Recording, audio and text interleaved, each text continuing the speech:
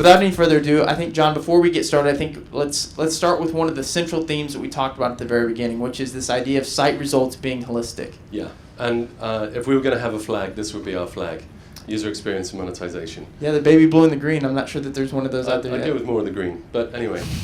So I think to frame this, we should have a little bit of a look back at where the process of monetization has come from. And for those of you who've been in online as long as me, you'll remember that publishers started out by really swapping in and out ad networks. So you had your fixed ad positions, you would do a deal with an ad network, they would give you ad tags, and then you run them, see how they do. If they don't do very well, you replace them. And then really came the creation of ad stacks, and that's as ad serving technology improved. They would be able to offer the first impression or the few impressions or whatever the criteria might be, and then pass that to the next ad network and the next one, that'd be called a waterfall. And really, that's been the case for a long time. In fact, a lot of publishers still use that kind of thing. And then really from sort of 2010 onwards, ad exchanges emerged.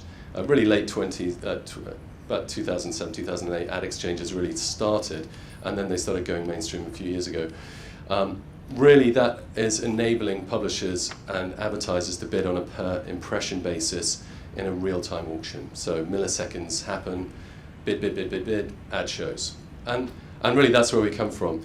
And then I would say in the last year, we've seen header bidders emerge in popularity, and one of the reasons for that is that some of these ecosystems, the bidding environments, are not exactly a level playing field. So there are things that sort of skew that. And really the ability to be able to kind of call out for a bid is helping to balance that. And now, I mean, this is something that we've been focusing on, is the personalized ad experience. So instead of having fixed ad positions and never changing them, it's altering the inventory and managing your supply on the supply side as well as the demand. So both of those things together. So when you talk about changing the demand side and that sort of thing, we're talking about these personalized ad placements, these personalized, supply side, excuse me. This personalized ad experience or ad placement, right? So you're talking about the ability to show different ads to users based on their behavior, attributes, different aspects of their demographic, I suppose. That's right, and that's what we've kind of learned over time, that sort of ezoic progression. These are things that we've been experimenting on for years. We were in stealth mode as a business for about 3 years working on this stuff, and really it's become it's something that we can now kind of reveal as a way of approaching optimization and monetization. And you mentioned working with all the sites, and so early on there was a lot of learning, right? All the different things that affect UX that also affect monetization. So maybe share with us some of the UX elements that we've learned over time affect things like monetization, but not just that, but user experience as well. Yeah, and we've kind of outlined a few of them here. So navigation is a massive, has a huge amount of effect on whether users are finding a site easy or hard to use. So, for example, the little menu on mobile, the little hamburger symbol, is it better to show that, or is it better to show the word menu? And then where is the menu, where is the search bar? Is the background white? Is it sort of like a black background? People love a black background with white text, right, generally? Not really, no. not from what we found. These are generalities. If you had a goth site, maybe, it might. And then really kind of looking at ad density as well, how many ads are being shown, not only on the first page of a user session, but all the way through the session. And last but certainly not least is obviously page speed. How you get a certain amount of time when a user is coming to a site for them to then stick around or leave. So that's a huge thing. This is just all pretty self-evident, to be honest, but a lot of people are not thinking about it when they're thinking about ads. So those are some of the objective things that we look at whenever we're talking about measuring these things and trying to make progress with our sites. But unfortunately, there's really not this silver bullet solution, and there is this kind of perception that there is maybe outside in the marketplace, according to some others. So maybe tell us about that a little bit. Yeah, this slide, it's probably not the best slide in the world, but it's showing, this is Demexco, which is a huge ad tech conference in Cologne every year, and you have aircraft hangars full of ad tech businesses, all selling their own kind of secret sauce, to publishers. And we're saying that not all of it is helping because fundamentally people are not looking at this holistically. They're really just looking at, I need a yield optimization partner, or I need a data management platform. These are things that people are looking at individually, and then these technologies are competing with each other and actually they're not helping. So, here's another, if you want to go look it up, you can spend a bit of time, but you've got... Yeah, Waldo's in there someplace. These two slides, we should have taken them out. But this is the display Lumascape, which you can go and look up. These guys keep an eye on businesses and ad tech that's out there, and you've got advertisers and marketers on one side, and then the publishers on the other side. And really, you've got everything from ad agencies to trading desks to exchanges, demand-side platforms, and you've got data suppliers. It is a very confusing mix. We're not here to say we've got the answer to this, we're just pointing it out.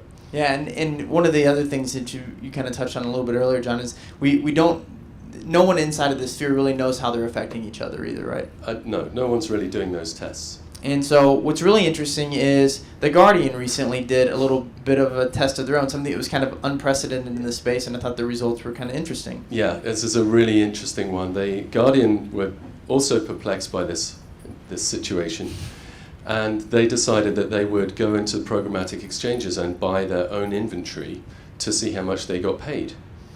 So, pretty smart, hey?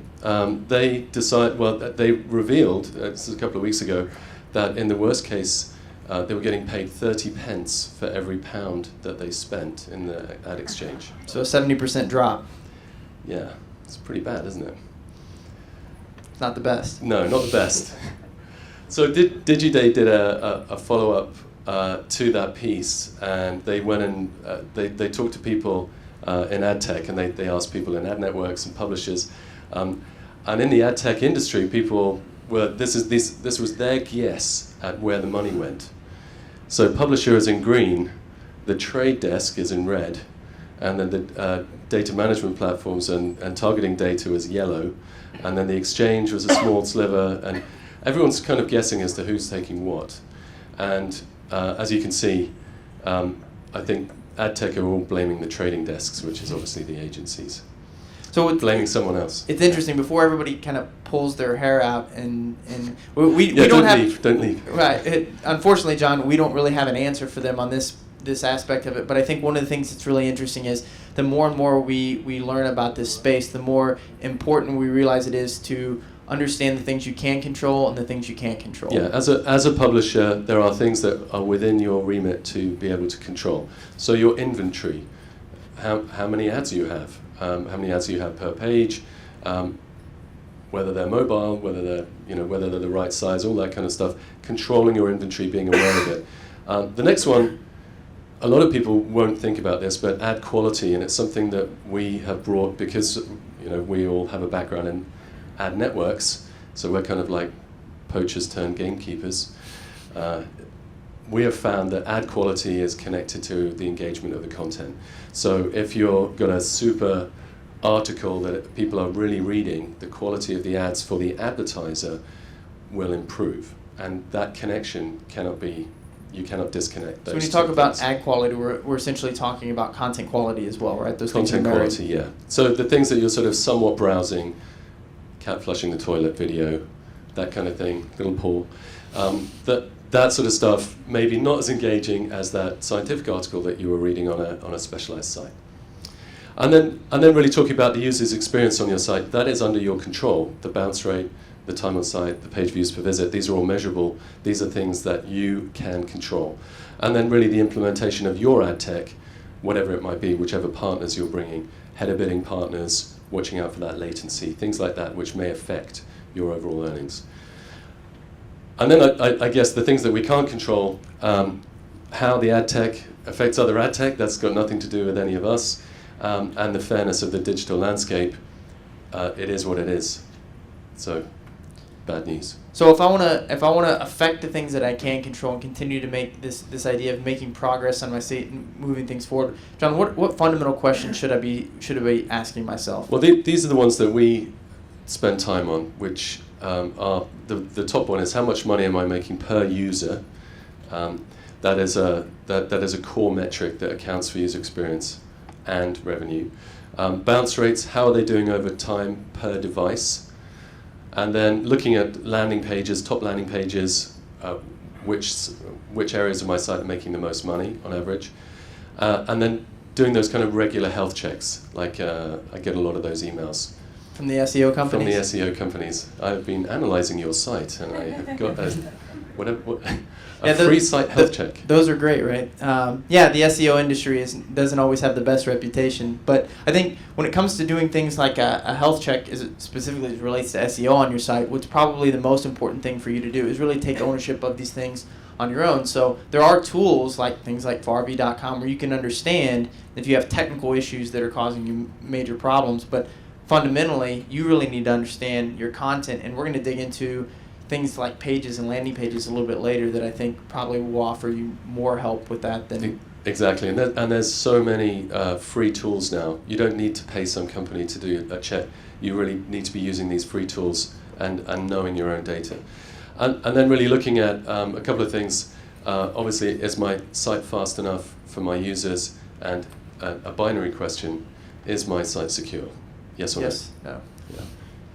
So the very first question I think is a really important one that we should probably come back to, because if there's one theme that I think is from this entire first part of the presentation, John, that we can impart on everyone, I think it is this idea right here, this lesson, so to speak. Yeah, this is a way of explaining that RPM and CPM are not suitable for publishers to be focusing on as a success metric. Success metric, exactly.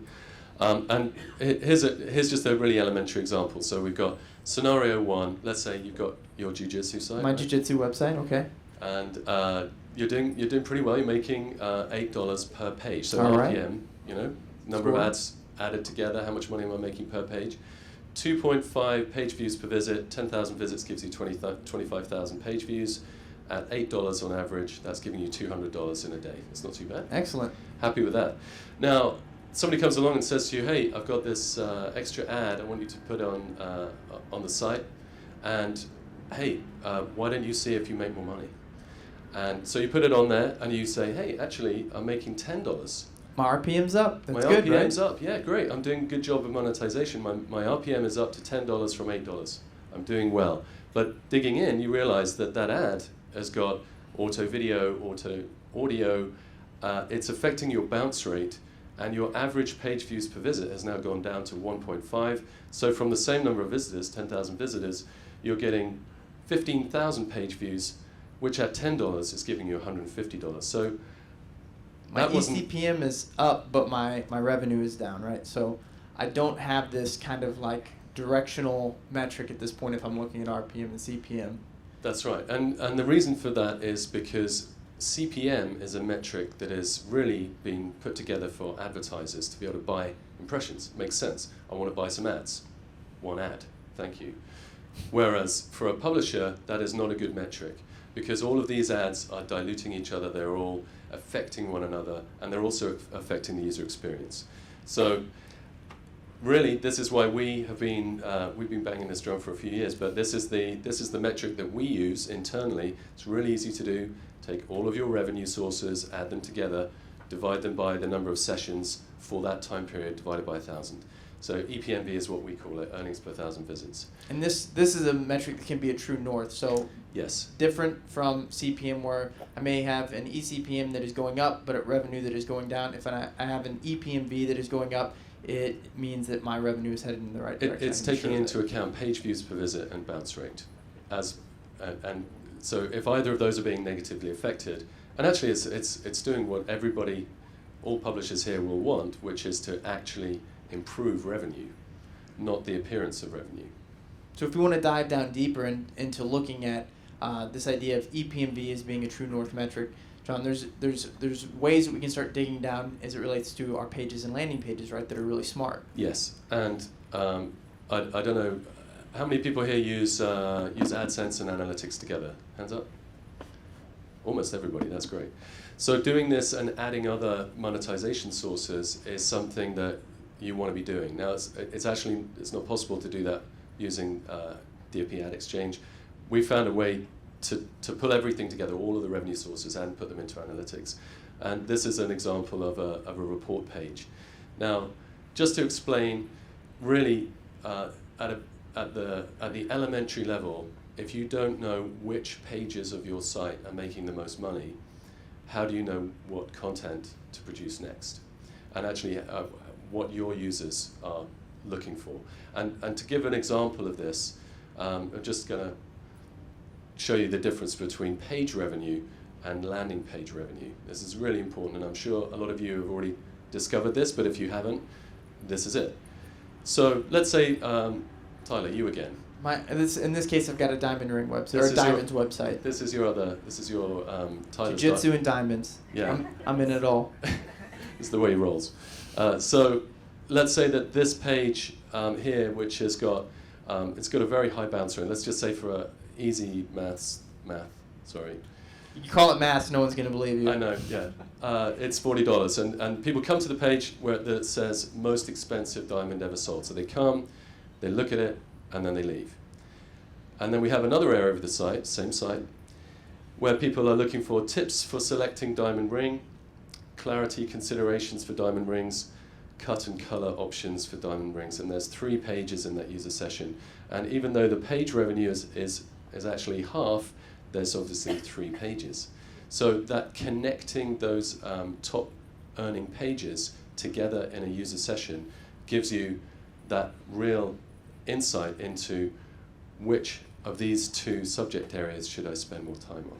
So it's really good as to look a content producer. It's good to look at the EPMV of your individual pages, but this idea of looking at landing pages will give you maybe better direction as it relates to producing content that's going to grow revenue. Correct. And obviously you're splitting this down by device and then all of the other ways to splice and dice it. So when we start talking about device, geolocation, landing page, if I really want to measure UX for all these different elements together, John, what is the most objective way possible to look at this metric? The most objective way is to go on the data. So we all have the ability to measure on a per page basis bounce rate, page views per visit, and the session duration, time on site. And then we can then look at it under the microscope of a landing page or a country or a device.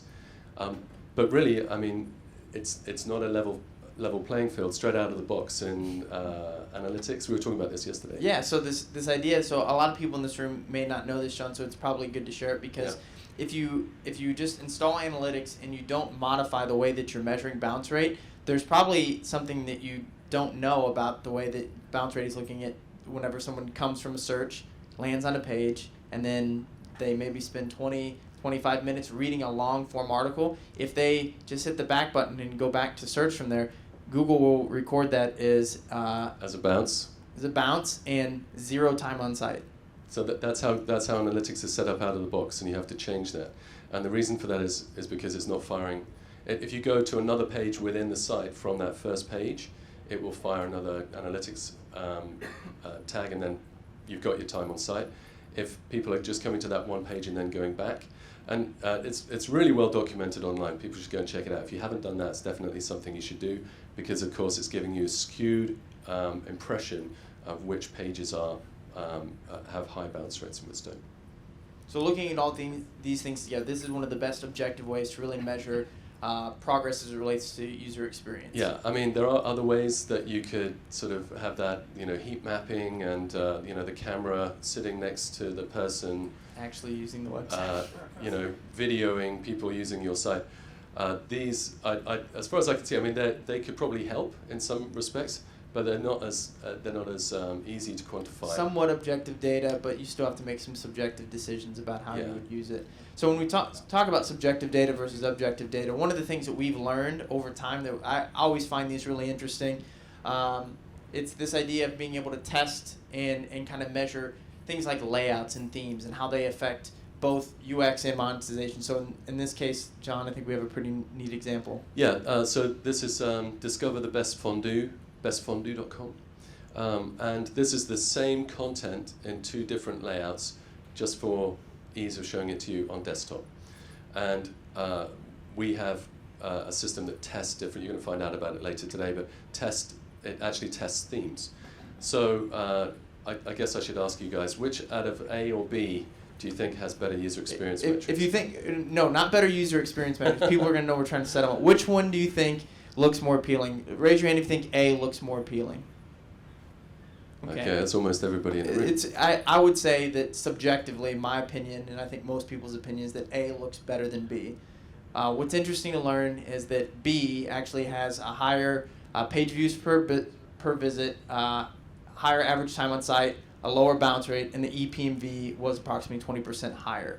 So interesting. It's one of the big reasons why we think it's really important to not always rely on subjective data. In many cases, the people in this room, subjective data isn't always bad because you're successful because you've relied on your opinions, your ideas about things. But when it comes to making decisions about monetization, user experience, it's really important to have this information so that you know if you're moving in the right direction or not. Yeah. I think another really interesting example of this, John, is this idea of what you think your page or site is about, and then what the users actually think your site or pages are about. Yeah, I love this site. It's called BritishBattles.com. John Mack runs it, and he writes about British battles. He's an amateur historian, and he really enjoys writing about British history. Now, most of his traffic is actually coming from the War of the Revolution, the American. Not Civil War. What do you guys call it? The Revolutionary War, John. Sorry, there's a scar in my mental history. I was blocked. It's the Britishness in me coming out. Really, if you're looking at which areas of the site is getting the most traffic, really it's things like the Battle of Yorktown. So instead of writing about other battles, the Zulu War or the Somme or something, you should be writing about George Washington. But this is the difference. All of us have a subjective sort of skew as to what our site is about, and actually what your users think your site is about is slightly different. And it's having this data gives you, everything that you really need to know about making those decisions and giving people what they really want. And your users also reflective of search engines, right? So what your users think a page or site is about is also with the search engine. And they're getting there quite often from top keywords, which obviously gives it all away. So, John, to kind of wrap a bow around a lot of what we just covered, which is a lot of information, how do you know if you're going in the right direction? So if I'm asking myself these questions, I'm trying to make progress with my site, what really should I, just simplify it for me. How do I know that I'm going in the right direction? I think a really kind of simple way of looking at all of this is, are my visitors increasing and is my revenue going up? Now, I know it's super elementary, but basically that's, if you think that you're doing a great job of monetization improvement, but your user metrics are deteriorating or your user numbers are going down, there is something out of whack. And I think that's, when we talked about the influence of ad tech and these other influences, this is our sort of central way of looking at things. If you've got to keep score, these are the ways that will keep you on the right track.